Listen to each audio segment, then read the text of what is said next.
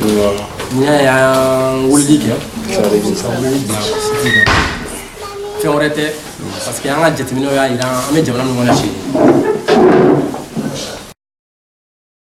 n'a y'a wuli la sa ma fɛn wɛrɛ tɛ bon an y'a jateminɛ an bɛ jamana min kɔnɔ an bɛ tɔnkara gɛlɛn an nana fɛn ɲini de yan nɔ bon fɛn ɲini sababuya kɔnɔ ko caman nana an sɔrɔ ka sɔrɔ an yɛrɛ sigilen tɛ n'a ye bon ko caman tɛ fɛn wɛrɛ parce que n'i bɔra i ka so k'i bɛna fɛn ɲini a bɛ fɛn caman de to i ka so i bɛ balimaw to yen nɔ i bɛ sigiɲɔgɔn to yen i b'i ka souvenir to yen i bɛ fɛn caman to yen mais o nakun ye i bɛ se ka avancer cogo min na donc avanceli kɔnɔ an nana ye o gɛlɛya bɛɛ sɔrɔlen bɛ a tɛ fɛn caman na surtout furu ɲɔgɔn ni ɲɔgɔn cɛ cɛ ni muso bon a gɛlɛya caman a kɔlɔlɔw ka ca an ye ɲininkali k'o la an bɔra so kɔngɔ t'an na minɔgɔ t'an na banako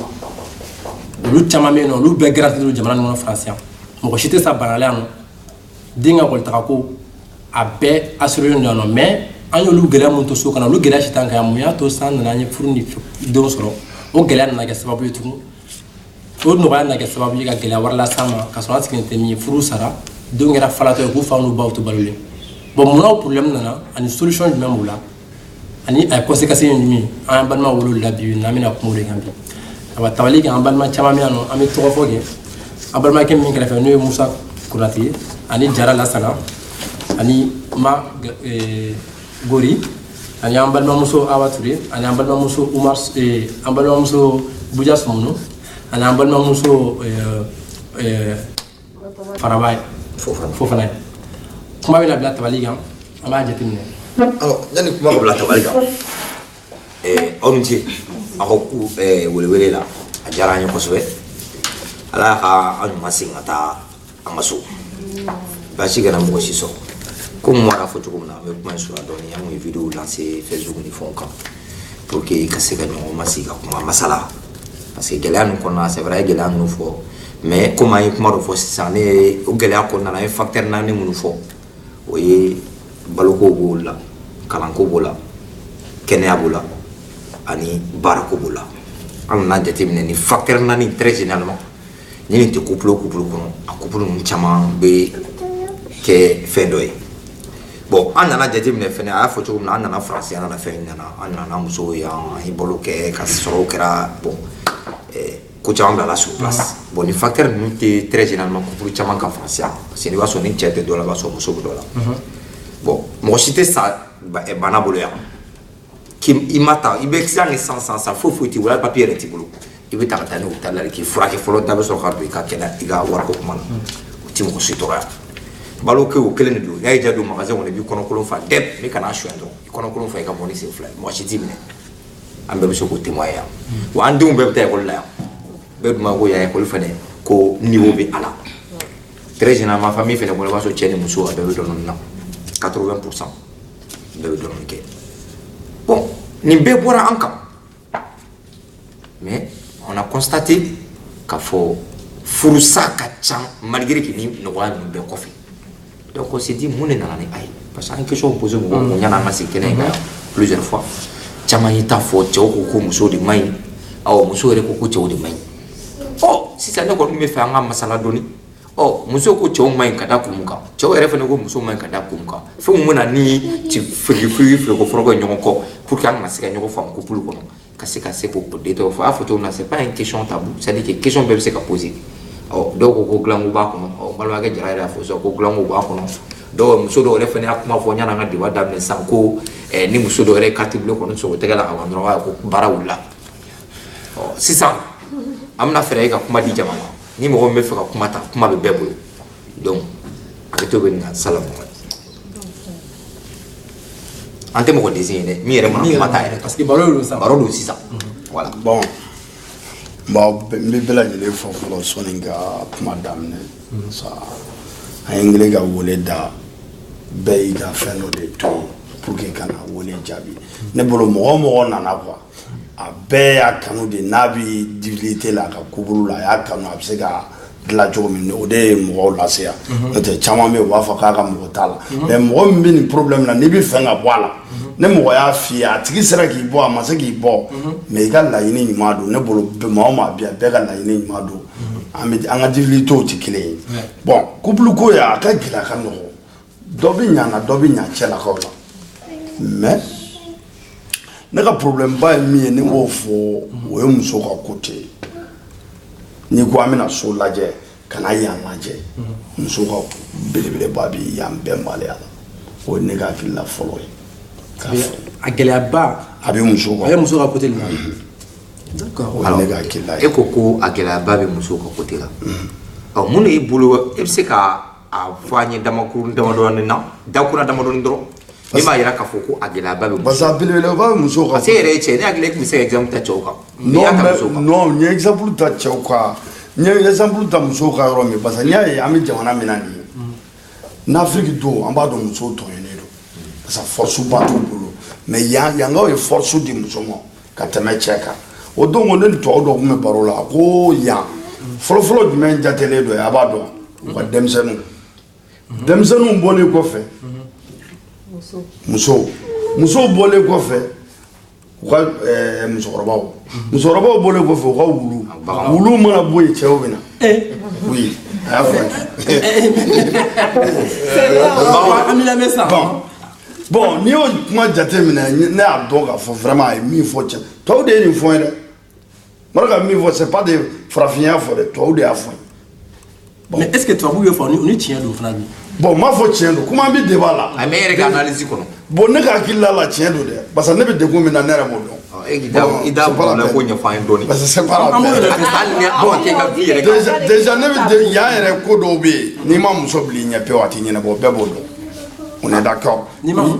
ma muso bila i ɲɛ yan loi dɔw bɛ yen pour que ka hinɛ ka k'i la yan fo k'a sɔrɔ muso dɔ b'i ɲɛ o fɛnw bɛ yen i y'a faamu mais n m'a fɔ a ti kɛ dɛ mais a n'i ye muso bila i ɲɛ a bɛ nɔgɔya ka tɛmɛ kimɛnikɔrɔ yɛrɛ taalen i jɔ kan o bɛ yen oui d'accord i bɛ se k'o fɔ an ɲɛna o fɛnw bɛ n balimamuso an kana ɲɔgɔn nɛgɛ la n ye kuma min fɔ yan loi anw m'a fɔ yan loi de y'a fɔ ko muso importance ka tɛmɛ u ka fɛn caman kan aw yɛrɛ b'o dɔn o de y'a to n'a nana jamana in na force min b'aw bolo farafin muso ma s'a appliquer cogo la quoi n'a fɔra ko force bɛ i bolo hali a yɛrɛ dama ni ɲɔgɔn cɛ yan n'i ye fanga di muso ma hali yan ne fanga bɛ muso bolo baarayɔrɔ la bilahi a di cɛ ma u ka cogoya tɛ kelen a yɛrɛ dama an k'a jateminɛ muso ni cɛ tɛ kelen yɔrɔ si o yɔrɔ niveau b'an cɛ hali an ka sow kɔnɔ Afrique n'an y'a ta k'a lajɛ muso minnu bɛ yen n'an kɔrɔmusow don u bɛ na ni fɛnw ye tuma bɛɛ hali anw musow bɛ yen u bɛ commencer k'u agresser bon ne bolo aw man ɲi quoi. Jara o yɔrɔ ninnu i ko ko muso de ye problème ye muso de ye bɛnbaliya in fanba ye mais ne hakili la i m'a walawala halisa parce que i ka kuma kɔnɔna na an kun bɛna bɔ kuma kɔnɔ dɔɔni mais an tora a kɔnɔ c'est à dire que ne bɛ fɛ u kɛra problème yɔrɔ jumɛn c'est à dire ni olu de nana ni bɛnbaliya sira ye mun de y'a to u nana ni bɛnbaliya sira ye c'est à dire mun de nana ni o ye parce que n bɛ fɛ i ka walawala halisa dɔɔni parce que i m'a walawala halisa min nana n'o ye n ye kuma fɔlɔ fɔ n ko force b'o bolo filanan ye jumɛn ye muso ni cɛ pour que problème caman bɛ ne y'a ye kobulu la yan muso na waati y a qu'un problème muso nana a na waati furu kɔnɔna na problème tɛ yen bon yan musow bɛ commencer k'u b'u ka droit réclamer j'ai d'accord a droitlen don droit la mais yanni k'i ka droit réclamer mɔgɔ la i b'ale kana sɔn a ka hakɛ kɛ i ye fɛ fɔlɔ parce que ne ne bolo sisan ne bɛ n ka droit réclamer na o ka sɔrɔ e ka fɛn tɛ ne fana fɛ n bɛ fierté kɛ kan mais déjà e ma cɛ ka hakɛ min d'a ma e b'i ka droit réclamer. cɛ ka kuma latigɛ yɛrɛ voilà cɛ ka hakɛ ye jumɛn ye. merci a bɛna sisan n'o tɛ kɛ kana kɛ parce que an bɛ débat de la cɛ ka hakɛ ye jumɛn ye i b'a fɔ an y'a fɔ yan an ye jamana in sɔrɔ jamana in n'an ka jamana tɛ kelen ye bɛɛ b'o dɔn mais yan jamana ne bɛ muso bɛɛ ɲininka i bɛ kɛ Afrique musoya ta de bɛ kɛ France ta ye. Jara i ka kuma latigɛ i jɔ san terikɛ e balimakɛ ale bɛ fɛ ka fɛn dɔ walawala ale fɛnɛ kelen i ka propos ye fɔlɔ tubabuw ko nin ma ko misogynie c'est à dire i ye muso bila kɔfɛ o ye fɔlɔ ye ni e bɛ ko faransi ye musow bila ɲɛma e yɛrɛ Jara kelen e ye muso bila kɔfɛ cogo di parce que hakɛ mun bɛ cɛw bolo o hakɛ kelen de bɛ musow bolo o ye fɔlɔ ye filanan ni bɛɛ y'i dan yɔrɔ dɔn sigi bɛ ja muso kan ka mun de di cɛ ma ko cɛ tɛ se k'o ɲɔgɔnna di muso ma parce que k'a ye puissance sɔrɔ ko tubabuw y'a bonya ni e y'a dɔgɔya nafa jumɛn kɛra a ka musoya la. Bon, il là, il y a mis fond. Ça devient intéressant. Il y a point mis fond. Qui a beba de coup bebo angana nunegela. C'est une parole toi oui à fond. Parole mais mi be appliquer beba de na force be muso bolo. Force be muso bolo ro mi nyado bebe lo akela. Mais mara ga ro mi force be muso bolo Afrique. cɛ de b'a fɔ muso ye min bila kɛnɛma mais ni muso kuma na a b'a fɔ min bila kɛnɛma. Jara o ye Afrique o tɛ ɲɛ dugu bɛ n'a réalité de don. non mais dugu bɛ n'a réalité de don. e ka ne faamu o yɔrɔ la mi ka puissance yɔrɔ la mais o tɛ musoko dɔrɔn ye dɛ o tɛ musoko dɔrɔn ye dɛ o ye hali cɛw ni ɲɔgɔn cɛ la. oui e bɛ se ka ne ma fɔ kalo don sa mais n'i bɛ se ka lamɛn yan muso n bɛna f'i ye problème gɛlɛmanba ye yan muso ye parce que sisan e ka so kɔnɔ n'i ko sisan a ka jɛ 80% ne taara na aw bɛnna i b'a fɔ sigikafɔ de ye damu ye furu la parce que ne sigikafɔ tɛ furu la foyi t'a la mais n'a fɔra ko ka appliquer 80% muso ninnu tɛ se ka appliquer à niveau de financement u tɛ se i y'a faamu parce que pourquoi yan muso n delila ka fɔ kunu n y'a fɔ n ka yan débat la yan muso ye yan loi kɛ min ye komi a taara magasin kɔnɔ n'a ye loi cɛ sisan n'a bɔra u ka journée intégration in na a bɛ na n'a ye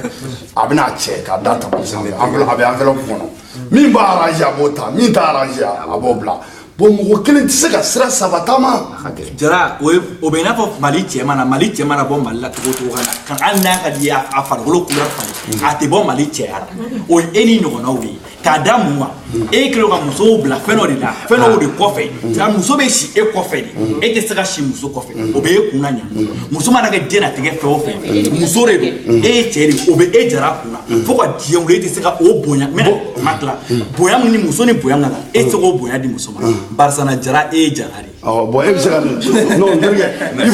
non n terikɛ a ye kuma min fɔ sisan nɔ a ye jara tɛ i n'a fɔ ko waraba de jara don parce que a ye kuma min fɔ o y'ale ka n terikɛ e bɛ se ka ne lamɛn ne y'a ye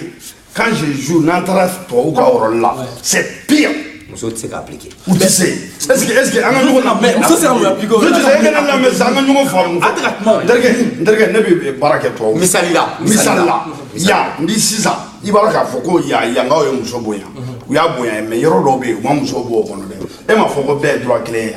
yan muso sisan n'a a bɛ famille na ɲɔgɔn fɛ muso bɛ baara kɛ cɛ bɛ baara kɛ yan loi ye mun fɔ n bɛ fɛ k'i da don problème yɛrɛ de yan loi ye mun fɔ e k'o fɔ ne ye revenons sur le sujet bon ni non i b'a ka kuma cogo min muso t'i bolo mais tu m'as attaqué i m'o fɔ ko muso t'i bolo sisan n ye question ne bɛ k'i jaabi yɛrɛ kan en fonction de ce que toi tu dis ne bɛ k'i jaabi sisan muso tɛ ne bolo bon sisan a lajɛ muso b'i bolo muso t'i bolo yan problème ye min sisan n'i ko sisan yan ni muso bɛ ɲɔgɔn kan muso bɛ baara la i bɛ baara la a bɛ cotiser de yankaw y'o de fɔ hali Afrique an ka musow bɛ cotiser n'a t'o dɔn n b'o fɔ a ye musow ɲinɛnen don o yɔrɔ de kɔ hali Afrique an ka musokɔrɔbaw bɛ nasɔngɔ dafa awɔ bon yan n'i y'a problème bila sisan ko muso caman bɛ yen sisan sisan bɛ fɛn caman kɛ pour que ka kuma sɔn ji la u bɛ fɛn caman kɛ an ka cɛkɔrɔbaw to oui on a loi ye mun de ye loi y'a jira ne m'a dɔn an ka musow ta u tɛ min kalama yan sisan ne muso bɛ baara e bɛ baara bɛɛ kan ka cotiser farafin muso i tɛ se ka cotiser li tɛ se k'o f'u ye jango ko 50-50 a bɛ se ka kɛ o tɛ se ka kɛ o bɛ kɛ cogo di ni 50-50 bɛ kɛ n'i ye muso filanan fila fo bɛ cɛ filanan fila ayisa e bɔra ka bɔ non e bɔra ka kuma e m'a fɔ sisan n'o ye Karl Marx ka kalandenw ye oui mais hakili b'a la n bɛna f'i ye ni pro dara an ka taa 50-50 oui 50-50 ya tubabu ko ne bɛ baara kɛ hali sisan n bɔra tubabu dɔw fɛ yen n bɔra u ka so sa n b'a dɔn bɛɛ kan tubabu ko yan ayi parce que an b'u ka jamana kɔnɔ non mais n terikɛ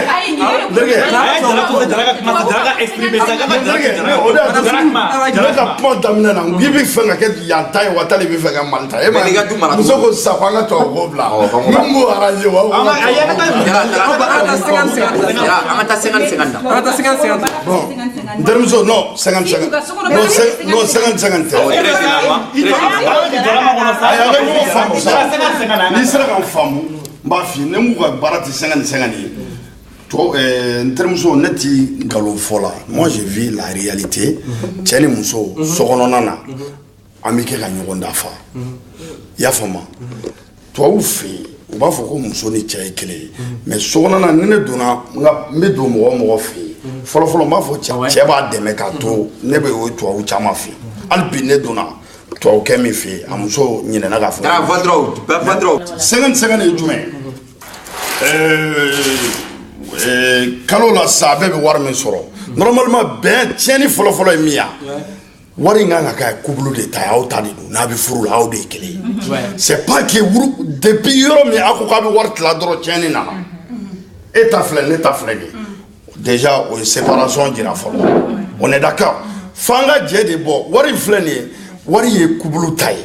mais mo kelen ta ta ki sago kenay chetna ta ka ba sago kenay e muso mi fana etna ta ki bita paru saranay chef fana tna fara nyon ka ta muso fura Afrique moi j'étais contre ça d'accord ne tout fait mais ne bi fait avec que honnêteté parce que na bi je la faka ça dit qu'on bi jemina depuis ko damne an ba jira nyona eta ni ne ta ni est-ce que no kera abibea jaraga kumala tigete muna furu damena muna furu damena feno be no fo mo communauté de bien et séparation de bien muna eri ne anga ga sanini be furu ambe séparation de bien ale muso ale be 3000 € gagner ne che ne be 1500 gagner muna ale be na ka be ni klaka daga warta ko kala ko do ko ne be ne che to ko ne be soma ay mena klaka situation la contraire la ni muso ya sona ko anga bien te fara nyoma ambe séparation de bien na ana séparation de bien normalement nyano ni mo we acclimé we compte commun là compte commun mu kalola ebe 1500 ta ebe 1000 anga ga ebe 500 € bloc compte commun ngono ni 1500 ta ni 500 bloc compte commun ngono ça nous fait 1000 €. Bebe ki ga 1000 e ga famille gérer noy e biga Paris gérer noy biga ni gérer noy ne ga 1000 ni mo gérer ni oy sobe sara ni muye sobe sara du fait on met ça EDF ou be 1500 mais non ma be o la du mo ni floko de fie obe boro du mais on faut tirer non non ça na mais ça y est qu'elle fa war ka fa isara jara ame isara jara ka fi andori ame ka fi andori tangi etra communiquer ni muso ebe sa photo ko ebe sa ko be non derge ataya sisa ame kuma di mo rema ma e go kwa fama be che ne won bula fama be ko ni che parce que na fara ko che ni muso ga war fara nyago nga sa ko ga bla content commun kono anga che fo chewe akadi chewere ni muso ga kede mais ati labani kelere di te kwa muna ta ba ne won bula parce que ni na fo ni flega expliquer to comme net sik wala ko sebe ni flega fo chogom na ni muso ga soro bonya ni che arab se ga ere so muso se ga 1000 kel gagner che ere se ga 2000 € gagner mais anga chere fo chewere nyabe ke muso ga 1000 na 1000 mbek muso bulu de o nyabe ko la wa ga wari do yoro wa na boro be fa ka bere nyini anga chebe che ke me jo che mu be ate che mu ta kasrate muso ga wala tete me che mu ga mais a plupart habbe ou be de muso fo fe ga muso ga wari do yoro na boro be fa ga be alors que muso to luta do yoro na boro nyini mais amo nyini be muso do be je ka fille de pays ita yu nyala mais on ko confiance bali avec la fou confiance est on va faire pitié on va faire pitié on est déjà là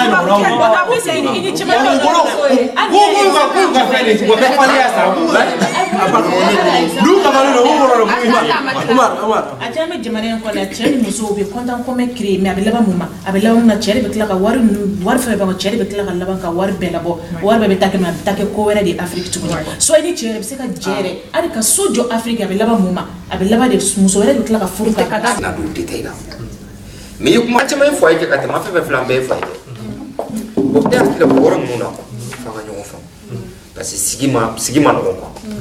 moi je te dis que oro la ni maçon ko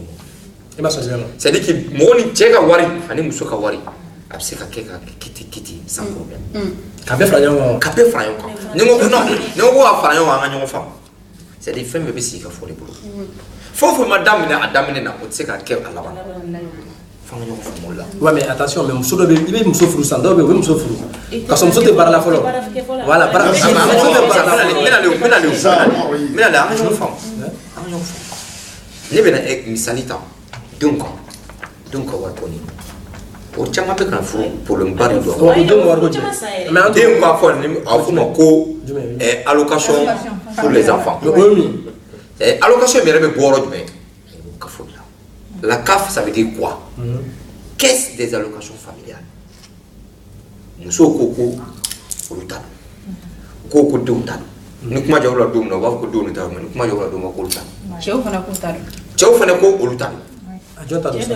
On ne ko auma. Nereche.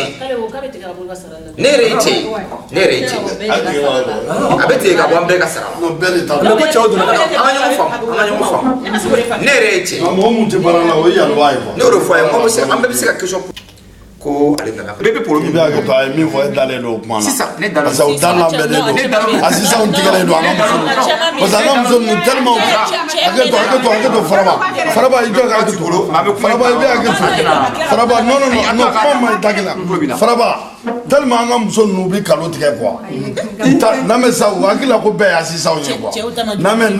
an ka ɲɔgɔn faamu assistant fɛ ko misogyne do josa assistant fɛ faraba e jɔlen i ka da la ne taara i fɛ yen i jɔlen 80% jumɛn bɛ don assistant ninnu kan. Mais ouais, muso ye kɛ. An ka ɲɔgɔn faamu. Ah mais ça c'est pas normal. E ka ne faamu sa an ka ɲɔgɔn faamu e ni cɛ bɛ kubulu la a bi ne filɛ f'an ka fɛn dɔw bɛ yen an k'o bɔ a la quoi muso n'a jɔyɔrɔ don cɛ n'a jɔyɔrɔ don ne y'a fɔ a ye n'a ko an ka taa n'a ye Faransi loi la an ka taa n'a ye Mali ta la an bɔra jamana min na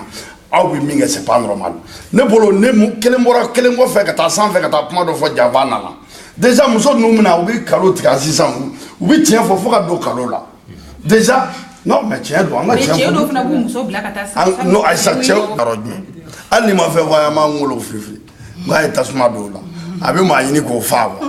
tɛna mɔgɔ sɔrɔ wa non mais d'accord bon faraba ka kuma tigɛ tɛ n bɛ fɛ k'a fɔ faraba ye c'est à dire que a yɛrɛ b'a dɔn réalité vraiment muso ne t'a contre la a y'a lajɛ a ka se ka application kɛ mɔgɔ kelen tɛ se ka sira saba taba ko min b'i arranger i bɛ taa tubabu ka côté la ko min b'i arranger i bɛ taa farafinna côté la fɛn min b'i arranger i bɛ don kuranɛ kɔnɔ i y'a fɔ cogo min n balimakɛ dɔ bɛ ɲa la dɔ bɛ ɲa cɛ la baw la i ko ko muso min bɛ don assistant kan k'a bɛɛ ye 80% muso don n m'a fɔ i fana ko non a ko ko muso cɛ dɔ fana b'u muso pousser i ko ko non c'est vrai ne yɛrɛ cousine a y'a fɔ n ko bi kɛ n ko ni cɛ y'a muso pousser n ko ni cɛ ne y'o fɛ yen ne ka kuma daminɛ na sisan ne m'o fɔ aw ye n ko fo dɔw bɛ yen loi tɛ ka muso bila a ye muso bila ka taa pourquoi parce que a bɛ baara la tile fɛ a bɛ baara kɛ su fɛ a tilala ka muso wɛrɛ furu Afrique donc so sara nana plein pot donc a ko muso ka taa a fɔ fɛnkɛ ye ko k'a kɛ femme soli ye.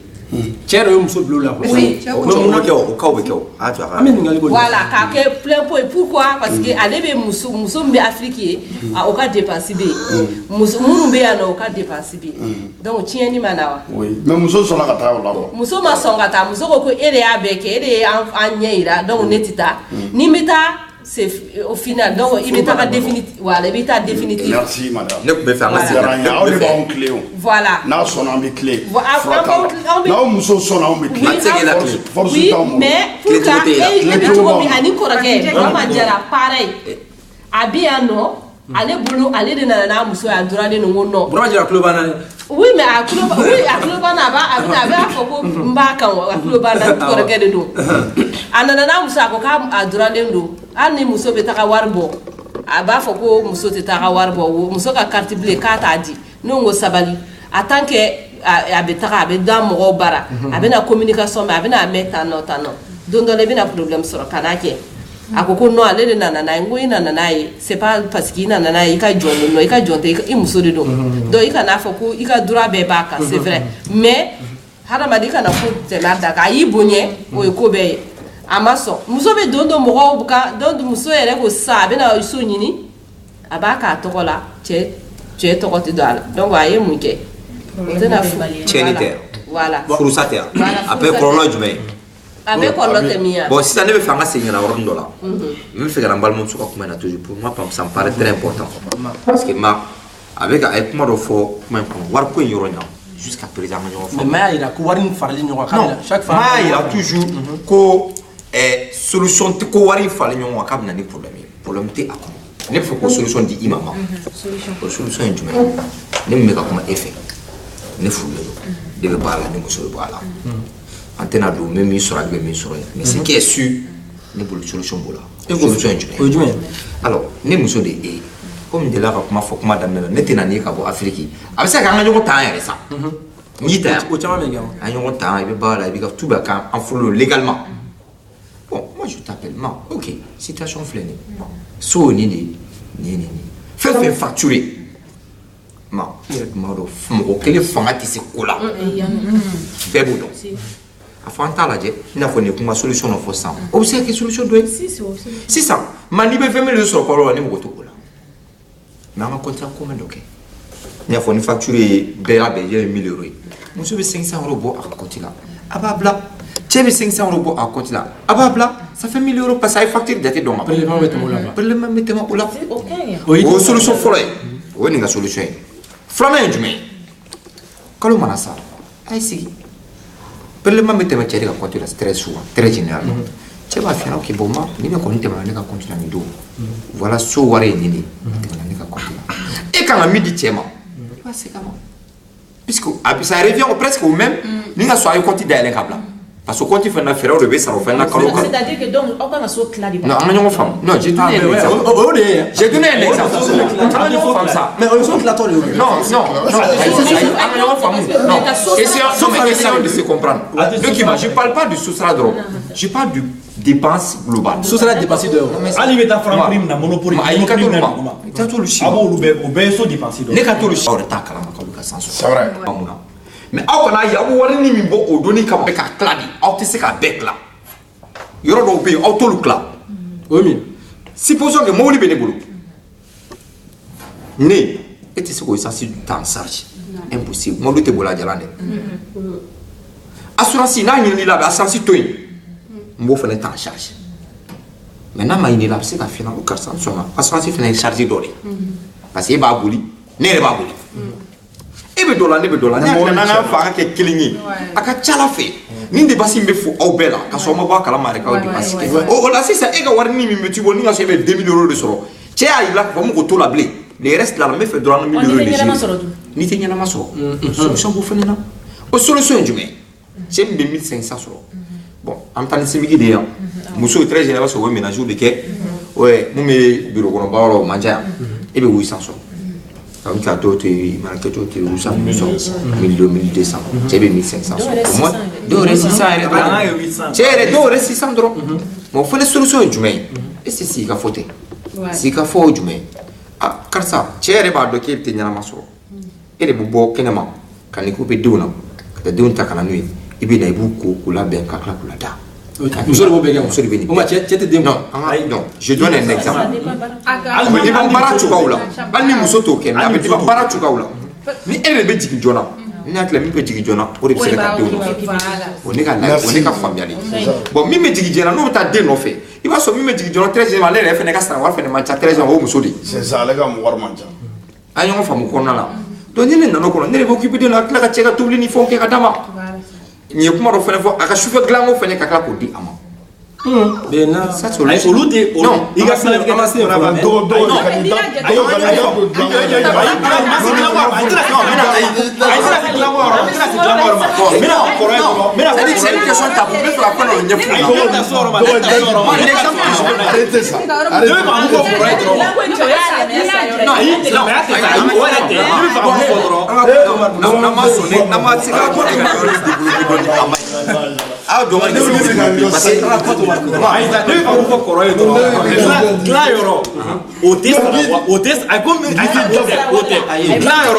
o tɛ sara wari la mais ndi sara wari ko kuma la ayi an bɛ so e bɛ ne bolo e bɛ so problème de la so na me va non ni nya do la mu na be de nya do la mu e ti so ko No, c'est à fond. C'est qui gagne. C'est qu'on a des gars. ɔrɔ dɔw de sen bɛ kɛ n'a ye ɔrɔ ma diya ne ye wa nga kuma basa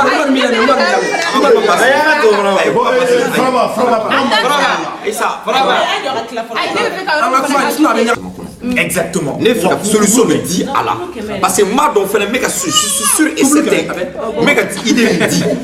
je suis très bien placé pour ka se ka a solution di Faraba i ka kuma latigɛ tɛ exemple frappant ne kɔrɔmuso dɔ bɛ yen nɔ a n'a cɛ a kulo banna dɛ awɔ ale bɛ école de la a bɛ baara kɛ à temps partiel a bɛ 4 heures de guerre par jour donc a bɛ 1500 de ta nima et 1200 ou 1100 brut donc net 900 voilà maintenant ouais donc voilà donc ale b'o net mun ta sa 800 et quelques cɛ bɛ baara cɛ bɛ sara ta 3000 balles o 3000 la san ale bɛ bɔ école la ka na ka don dɔw la i b'a sɔrɔ a ka devoir bɛ yen nɔ parce que a bɛ ka droit de fɛnɛ kɛ asas la donc du coup temps t'a bolo a bɛ taa bibliothèque la ale ye diɲɛ don o don la don dɔ la a bɛ bɔ bibliothèque la bibliothèque François Mitterrand ka bɔ yen nɔ ka don a fɛ yen nɔ a bɛ don minuit 23 heures don dɔ la cɛ bɛ kɛ baarayɔrɔ la cɛ bɛ jigin cɛ bɛ taa mobili d'ale ma bon imagine mobili b'u bolo cɛ bɛ jɛn bɔ baara la ka taa mobili d'a ma n'a bɛ François Mitterrand na ka terrain ta ka don so ale bɛ don so min don a bɛna sɔrɔ cɛ ye tobili kɛ a bɛ dumuni kɛ wa cɛ bɛ baara daminɛ 8 heures de dɛ cɛ b'a sigi k'a makɔnɔ n'u ye dumuni kɛ wagati min na a bɛ don ka taa da u bɛ sɔrɔ ka don ka t'u da ɲɔgɔn fɛ diɲɛ kɔnɔ a tɛ farafin fila diɲɛ kɔnɔ wa maliyɛn fila wa i bɛ dɔn olu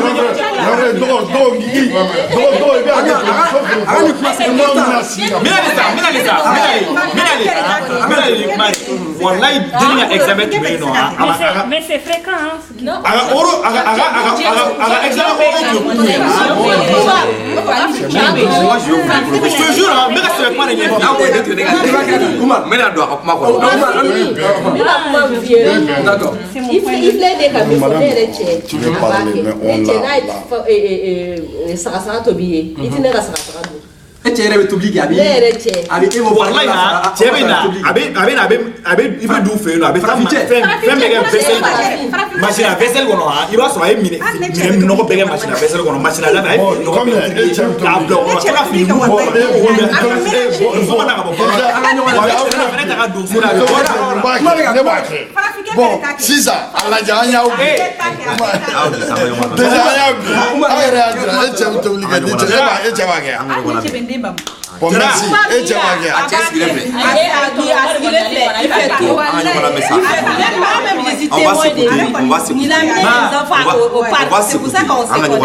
an ka ɲɔgɔn lamɛn c'est à dire qu'il faut an ka ɲɔgɔn faamu n'a ye kuma kɛ ko solution tɛ sɔrɔ kuma kɔnɔ de baara ye solution ye fɛn bɛɛ la ne fɛ solution ni solution kelen ni ne ninnu ka solution tɛ kuma ɲɛfɔ ye sa n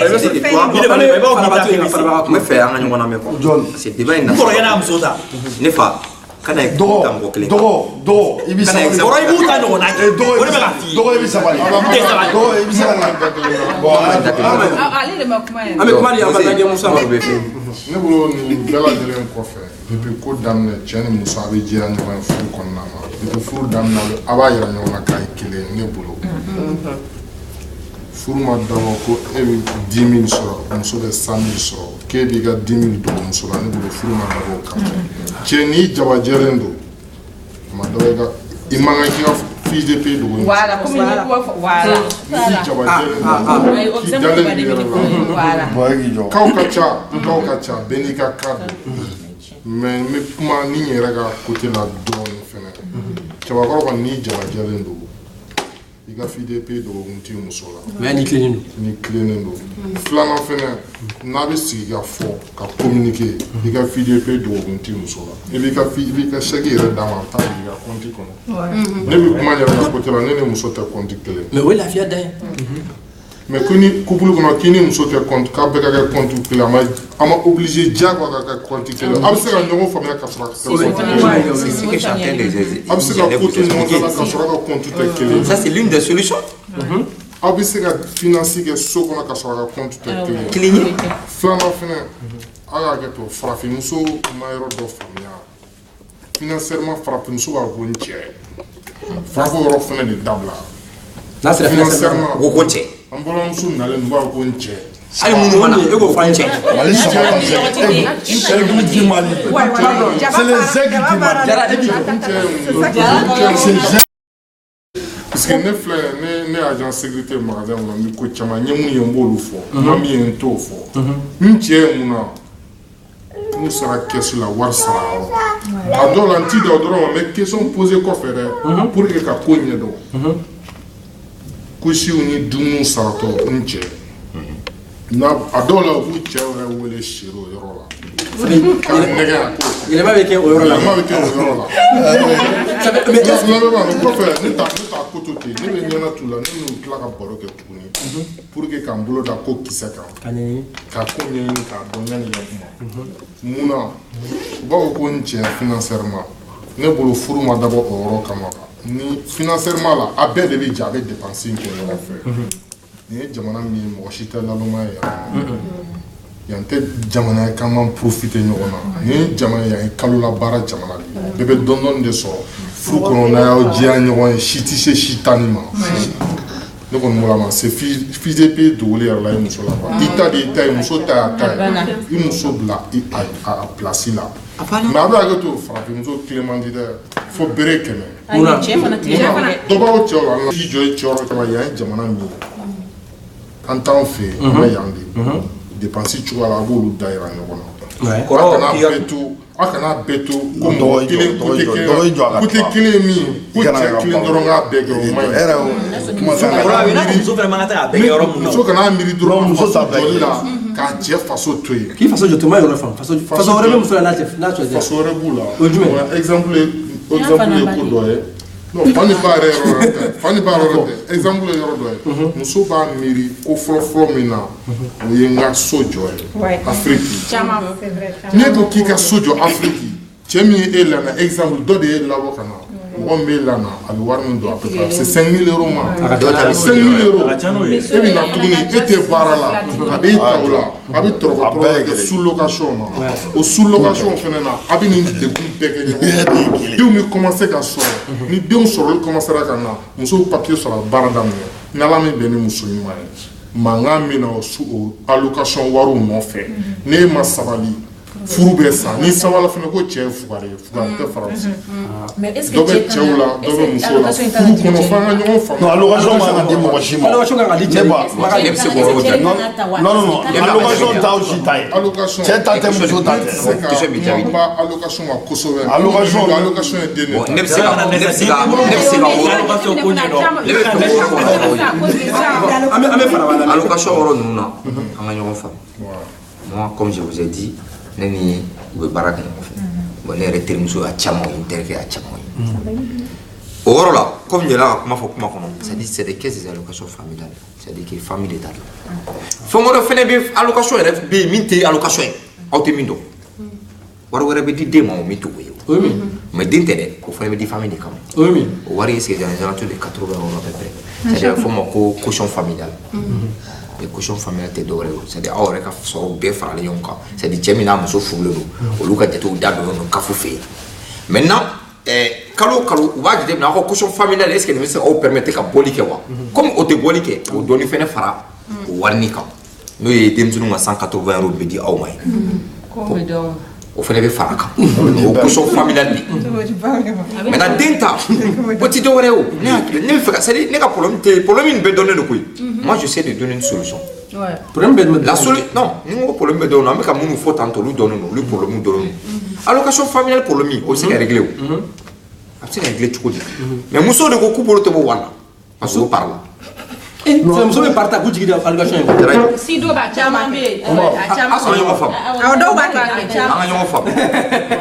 ne bɛ par dɔw b'a kɛ a sɔrɔ ne la bon c'est-à-dire que moi je ne dis pas n tɛ ka kuma parce que kuma de ka di n ye j'essaie de donner une solution chaque mois du 5 i b'a sɔrɔ pari caman ye chaque mois du 5 de ne bɛ 10 dɔw b'a f'i ɲɛna ko non k'an kana bɛn 5 ma parce que ko le 5 b'a sɔrɔ ko wari ma jigin fɔlɔ ka fɔ allocation mana den ma wari allocation wari mana den ma wari mana sa den ka wari mana mais n'i ka kuma latigɛ o la o pari min hali ni allocation bɛ fɔ ko pari wari de la o t'an bali kan tɛ fini san den o pari wari o fɛnɛ o n'o taara o bɛ n'o bɛ tila ka don dugu kɔnɔ ayi o bɛ n'o de la n terikɛ an ka ɲɔgɔn lamɛn Derge ne bolo quoi. Ne balamuso a bɛ se ka lamɛn ne bolo ne bolo a bɛ hakili to quoi.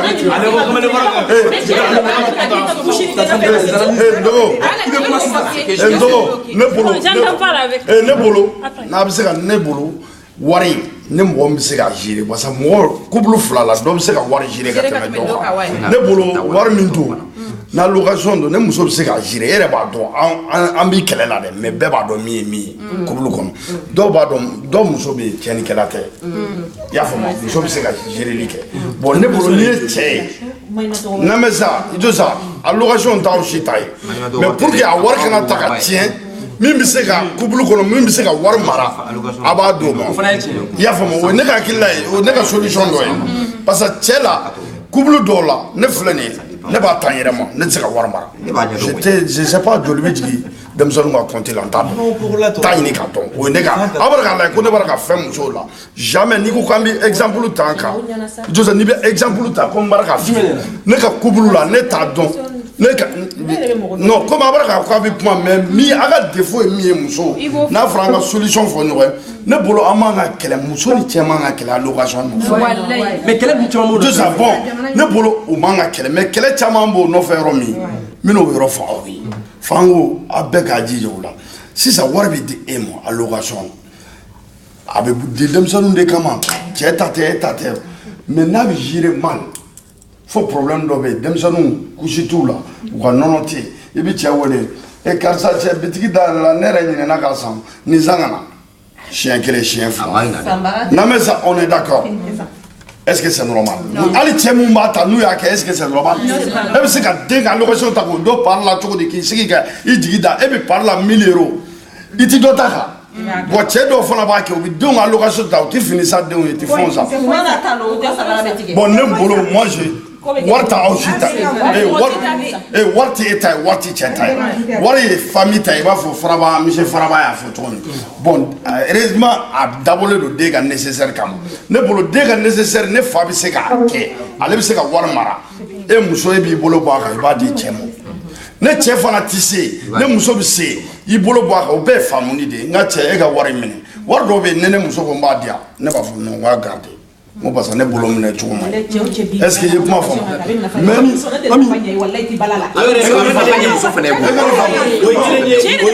non ne ba famille bɛɛ n'a réalité dɔw bɛ yen nɔ cɛ dɔw bɛ se ka o juru ta o muso fɛ ne bɛ dɔw dɔn o bɛ se ka fɔ sa bɔ 100 € di yan nɔ allocation wari la n b'a sara mais i b'a dɔn ko muso b'a ja k'a t'a di yan a b'a ja la awɔ e min jala kɛ parce que elle passe non mais ça ne ba mais ne mago bɛ wari la ne mago bɛ wari la e bɛ na ko cɛ kelen de ne bɛ du wari de don so wari dɔ de tɛ wari ka kuma ye sɔn la n'i ye muso kelen k'i jɛ 100 € la dɔ b'i la non mais a ye so wari dɔ de tɛ wari so wari dɔ de tɛ muso ne ma sɔn ne ma ne ma fara ayi allocation wari muso b'a ba k'a di tɛmɛ o parce que ko den wari dɔ cɛ b'a fɔ ko an bɛɛ de ta don a diyan a b'a de ne ba e fana bɛ wari min dɛn cɛ t'a kalama e fana bɛ wari min bɔ den ka wari la est-ce que e b'a fara a kan e bɛ se ka ye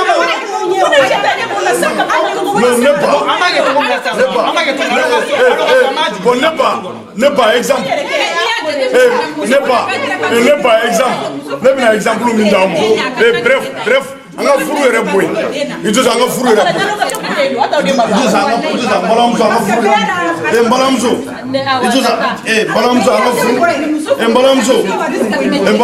furu balamuso an y'a dɔn a bɛ équipe an ka furu yɛrɛ bɔ yen sisan sunkuruya yɛrɛ la n'i ye farafinmuso quoi n'i y'a ye kɛnɛma i ka draguer bon draguer la a bɛ rendez-vous di ɲɔgɔn ma a bɛ yafa ma an bɛ sumalo la bon kɔnɔna na c'est à dire que ti muso ye tete k'i bɛ girin k'a furu a bɛ taama ɲɔgɔn fɛ ka ɲɔgɔn jogo dɔn bon e b'a invité café la a bɛ siɲɛ 10 kɛ jamais ale tɛ café san siɲɛ kelen jamais a bɛ siɲɛ 10 kɛ restaurant non mais denmuso mɔgɔ e t'a dɔn ko mɔgɔ b'i invité ne b'a ye tubabu ta la a b'i invité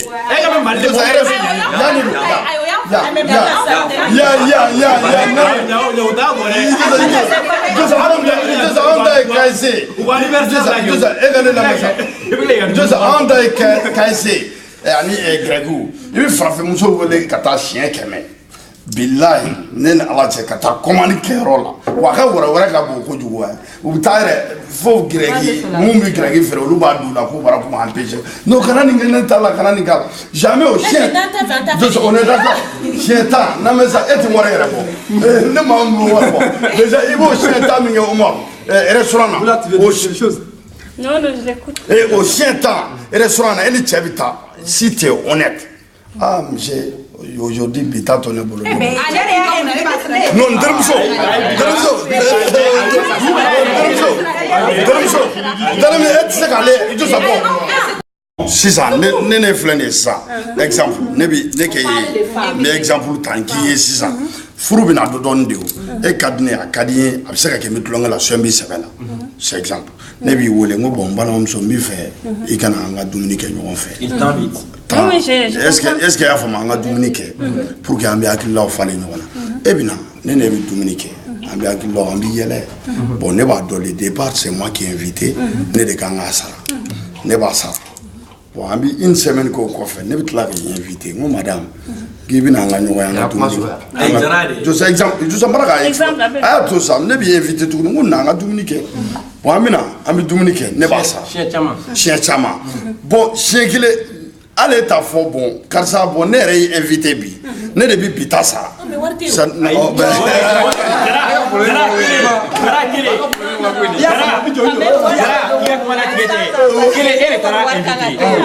invité n'i ye mɔgɔw le ni fɛn t'i bolo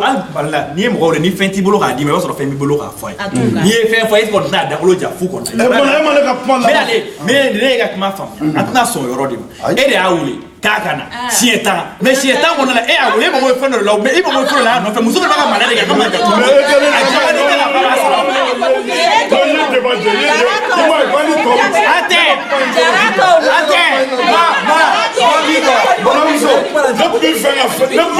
fɛn min mina balimamuso da n y'a sɔrɔ a da sisan min fana min mina da n y'a sɔrɔ wali tɔw tɛ kelen n'i ye farafinmuso n'i y'a bila afiriki k'a k'a appliquer a tɛ se n'i y'a bila tɔw ta la k'a k'a appliquer a tɛ se bon aw bɛna mun appliquer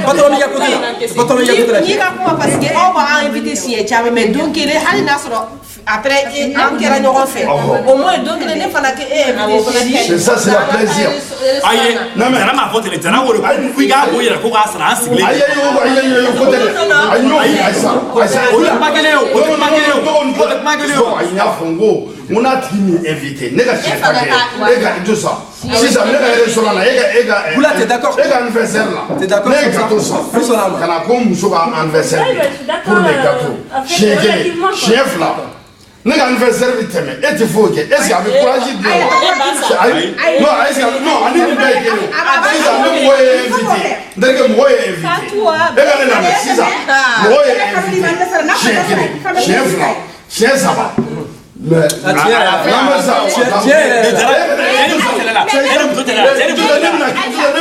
ne bɛna exemple dɔ d'i ma ne ka portugais n'a bɛ baara kɛ don o don ale bɛ ne n'an fɛnna bon patron don ale de ta ye boîte ye ne baara kɛ yɔrɔ n y'a ka baarakɛla ye en plus o ye terikɛ maaw de don o tɛ kelen ye e ka ayi sa teriya tɛ sa e ka ne lamɛn sa tɛ hali teri mais e ka ne lamɛn n bɛna exemple min d'i ma ne ka portugais kɛ ale bɛ ne invité tous les jours bon ne y'a ka baarakɛla de ye mais n'an tilala baara la dɔrɔn a b'a ko f'an ka yɔrɔ b'an bolo ivri a bɛ n ta ne bɛ n ka mobili jɔ o baara in da la an bɛna ale bɛ ne ka consommation sara a b'a ta sa bon sisan ne yɛrɛ y'a jateminɛ ne ko ne y'a jateminɛ n ko mais ale bɛ dulɔ de ɲini bon ne tɛ fɛn ka dulɔ san bon an mɛnna a ko ne ma ko oui ko don o don k'ale ne invité ko ne t'ale ne ma deli ka ko sama ko t'ale n ko je sais c'est la honte n'i bi ko ka ta i bɛ ko ka ta moi je vais payer mais alcool là je veux pas payer a ko non ko bon ko non ko est ce que k'ale bɛ ne ɲininka choix la k'ale b'a fɔ ne k'a ta min ye n ja n ko bon la prochaine je vais pas walahi n y'a fɔ a ye tan bon Musa b'a dɔn n ko bon an bɛ o ye diinɛ ko kuma an tɛna don diinɛ ko kuma o ye croyance ni fɛnw de mais min don sisan nɔ an ye kuma nin bɛɛ fɔ parce que an ye muso dɔ fana ɲininka dɔw y'u kanto cɛ dɔw y'u fɔ ko dilanko problème ko dilanko problème fana bɛ ka na ni furusa caman ye a bɛ cɛw bila u bɛ taa ɲɛɲini kɛlɛ ma walima a bɛ muso fana ko parce que ko muso cɛw ma nɔgɔ écoutez cɛw Comment ça se fait?